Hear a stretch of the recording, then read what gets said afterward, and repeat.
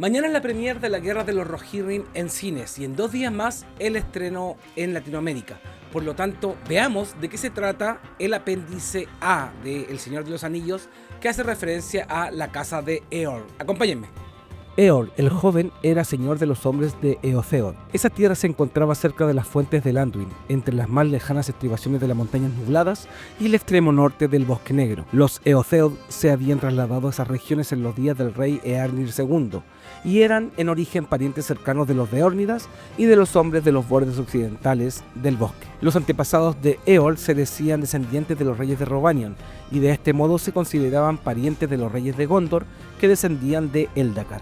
Amaban sobre todo las llanuras y eran aficionados a los caballos y a todo cuanto se relacionaba con cabalgatas, pero había muchos hombres en los valles centrales del Anduin en aquellos días, y además la sombra de Dol Guldur estaba alargándose, de modo que cuando supieron de la derrota del rey brujo de Angband, buscaron otras tierras en el norte y expulsaron al resto del pueblo de Angband al lado oriental de las montañas. Pero en los días de Leod, padre de Eorl, los Eotheod habían llegado a ser un pueblo numeroso y se sentían bastante apretados en su tierra natal. En el año 2510 de la Tercera Edad, un nuevo peligro amenazó a Gondor. Una gran hueste de hombres salvajes venidos del nordeste invadió Rhovanion y descendieron a las tierras pardas, cruzaron el Anduin en balsas. Y al mismo tiempo, por azar o designio, los orcos, que estaban en la plenitud de su fuerza, descendieron de las montañas. Los invasores penetraron en Calenardon, y Cirion, senescal de Gondor, envió mensajeros al norte en busca de ayuda, porque había una vieja amistad entre los hombres del Valle del Anduin y el pueblo de Gondor. Pero en el Valle del Río los hombres eran ahora pocos y estaban esparcidos, y solo lentamente podrían prestar la ayuda que se les pedía. Por fin le llegó a Eorl la noticia del apuro en que se encontraba Gondor, y aunque parecía ya tarde, partió con un gran ejército de jinetes. Así llegó a la batalla del campo del Celebrant. Allí luchaban el ejército de Gondor en evidente peligro, derrotado en el páramo y aislado del sur. Fueron atacados de súbito por una hueste de orcos que los rechazó hacia el Anduin. Se había perdido toda esperanza cuando inesperadamente los jinetes llegaron del norte y atacaron al enemigo por la retaguardia. Entonces se invirtieron los papeles y la fortuna de la batalla, y el enemigo fue rechazado en medio de una gran matanza. Eorl condujo a sus hombres tras ellos, y tan grande fue el miedo que cundió delante de los jinetes del norte, que los invasores fueron también ganados por el pánico, y los jinetes les dieron caza por las planicies de Calenardon.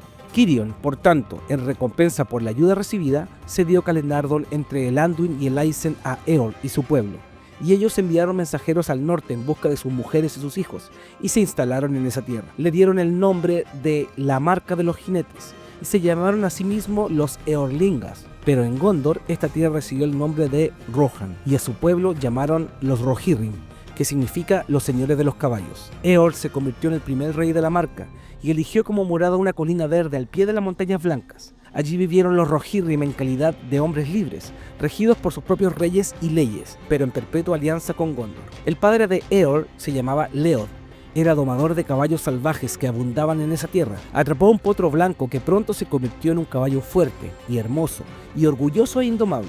Cuando Leod se atrevió a montarlo, el caballo se le llevó lejos y terminó por dar en tierra con Leod, que golpeó de cabeza contra una roca y murió. Tenía entonces solo 42 años y su hijo Eorl era un joven de 16. Eorl juró que vengaría a su padre, persiguió largo tiempo al caballo y por último, cuando lo vio, en vez de darle caza, Eorl se irguió y dijo en voz alta: «Ven aquí, aflicción del hombre, y recibe un nuevo nombre». Para gran asombro de todos, el caballo miró a Eorl, se le acercó y se quedó allí junto a él. Y Eorl le dijo: «Felarof te llamo, amabas tu libertad y no te culpo, pero tienes ahora una gran deuda conmigo, y me someterás tu libertad hasta el fin de tus días». Entonces Eorl lo montó, y Felarof se sometió, y Eorl cabalgó en él de vuelta a casa. El caballo comprendía todo cuanto los hombres decían, pero no permitía que nadie lo montara, salvo Eorl. En Felarof cabalgó Eorl al campo de Celebrant, porque la vida de ese caballo fue tan larga como la de los hombres, y lo mismo de sus descendientes. Eran estos los Mearas, que no soportaban a nadie salvo al rey de la Marca o a sus hijos, hasta el tiempo de Sombra Gris. Dijeron los hombres de ellos que Bema, a quien los Eldar llaman Orome, el Vala, tuvo que haber traído sus antepasados desde el occidente por sobre el mar. De los reyes de la marca que hubo entre Eor y Theoden, de ninguno se ha hablado más que de Helm, mano de hierro. Era un hombre ceñudo y de gran fuerza. En ese tiempo había un hombre llamado Freka, que se pretendía descendiente del rey Freawyn, aunque tenía, según dicen, abundante sangre dunledina y cabellos oscuros. Se volvió rico y poderoso y poseía extensas tierras. Se hizo construir una fortaleza y hacía muy poco caso del rey. Helm no le tenía confianza, pero le pedía que asistiera a los consejos de palacio, y él iba cuando le parecía bien. A uno de esos consejos, Freka fue con una gran compañía de hombres y pidió la mano de la hija de Helm para su hijo Wulf, pero Helm dijo: «Te has vuelto grande desde la última vez que estuviste aquí, pero es casi todo grasa, me parece». Y los hombres rieron al oírlo porque Freka era ancho de cintura. Entonces Freka tuvo un ataque de rabia e insultó al rey, y terminó por decir: «Los reyes viejos que rechazan el bastón que se les ofrece suelen caer de rodillas». Helm respondió: «Vamos, el matrimonio de tu hijo no es más que una bagatela. Que Helm y Freka hablen de él más tarde». Después, Helm se puso de pie y apoyó su gran mano sobre el hombro de Freka, diciendo: «El rey no permite bravatas en esta casa, pero los hombres están más libres afuera», y obligó a Freka a andar por delante de él fuera de Edoras, al campo, y a los hombres de Freka dijo: «Alejaos, no nos hacen falta testigos, hablaremos solos de un asunto privado». «Pues bien, Dunledino», dijo el rey, «solo tienes que vértelas con Helm, sin compañía y desarmado, pero ya has dicho mucho y ahora me toca hablar a mí. Freka, tu locura ha crecido junto con tu vientre. Hablas de bastones. Si a Helm le disgusta un bastón retorcido que arrojan contra él, lo rompe, así», y le asestó a Freka un golpe tan con el puño que éste cayó de espaldas sin sentido y al poco tiempo murió.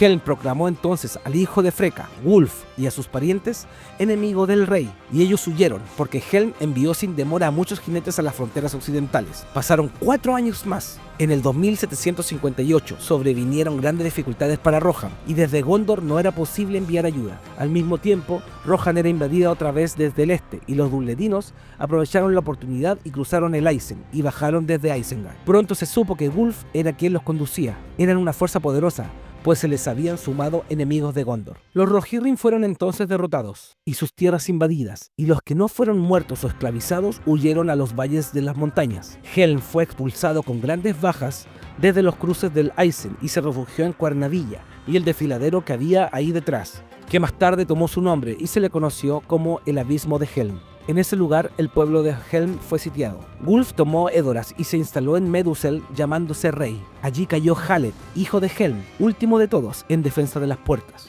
Poco después empezó el largo invierno y Rohan quedó bajo la nieve casi durante 5 meses. Tanto los Rohirrim como sus enemigos sufrieron a causa del frío y también de la escasez, que duró todavía más. En el abismo de Helm hubo una gran hambruna y desesperación. En contra del consejo del rey, Hama, hijo menor, condujo un grupo de hombres a una incursión en busca de alimentos, pero se perdieron en la nieve. Helm se volvió feroz y macilento por causa del hambre y la pena, pero el temor que despertaba valía tanto como la fuerza de muchos defensores. Salía solo, vestido de blanco, y entraba como un troll de las nieves en los campamentos del enemigo, y mataba a muchos hombres con las manos desnudas. Se creía que no llevaba armas y que ninguna era capaz de dañarlo. Los dunledinos decían que si Helm no encontraba alimentos, devoraba a los hombres. Helm tenía un gran cuerno y antes de una salida soplaba en él, y el eco del cuerno resonaba en el abismo, y entonces las fuerzas enemigas huían descendiendo por el valle. Una noche los hombres oyeron que sonaba el cuerno, pero Helm no regresó. A la mañana brilló el sol, el primero en largos días, y vieron una figura blanca todavía erguida en la empalizada, sola, porque ninguno de los dunledinos osaba acercársele. Allí estaba Helm, muerto como una piedra, pero no había doblado las rodillas. No obstante, los hombres dijeron que el cuerno se escuchaba aún de vez en cuando en el abismo, y que el espectro de Helm andaba entre los enemigos de Rohan y los mataba de miedo.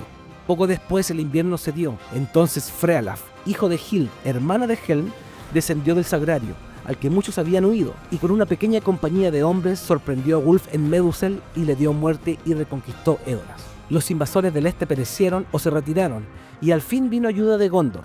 Los dunledinos fueron expulsados, aún de Isengard, y entonces Frealaf fue rey. Helm fue transportado a Cuernavilla y sepultado en el 9º montículo. Desde entonces el blanco Simbelmine crece allí muy denso, de modo que el montículo parecía estar siempre cubierto de nieve. Helm, mano de hierro, es uno de los personajes más icónicos en la historia de Rohan. Fue conocido tanto por su fuerza física como por su resistencia en tiempos oscuros. Fue en ocasión de la coronación de Frealaf cuando apareció Saruman, portando regalos y hablando con grandes halagos del valor de los Rohirrim. Todos lo consideraron un huésped merecedor de la mejor de las bienvenidas. Poco después fue a Isengard, autorizado por Beren, senescal de Gondor, pues Gondor consideraba aún que Isengard era una fortaleza del reino y no una parte de Rohan. También dio a Saruman en custodia la llave de Orthanc. Ningún enemigo había logrado nunca bañar esa torre, ni tampoco entrar en ella. De este modo, Saruman empezó a comportarse como un señor de los hombres, porque al principio habitó en Isengard como teniente del senescal y guardián de la torre, pero a Frealaf esto le complacía tanto como a Beren, y le alegraba que Isengard estuviera en manos de un amigo capaz.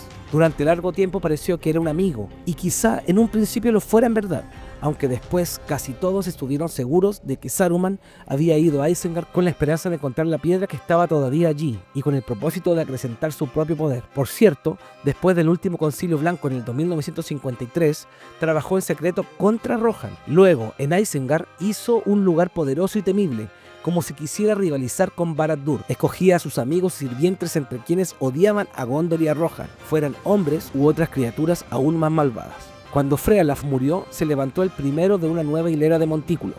Los Rohirrim quedaron muy disminuidos a causa de la guerra y la escasez, y la pérdida de ganado y de caballos, y fue una gran fortuna que ningún peligro de consideración los amenazara después de muchos años. Desde su fundación, Rohan y Gondor mantuvieron una alianza inquebrantable. Los señores de los caballos fueron decisivos en las grandes guerras contra las fuerzas de Mordor, en las ya mencionadas, pero especialmente en la batalla de los campos del Pelennor. La lealtad entre ambos reinos se reflejó en los sacrificios mutuos, cimentando el lugar de los Rohirrim como héroes de la Tierra Media.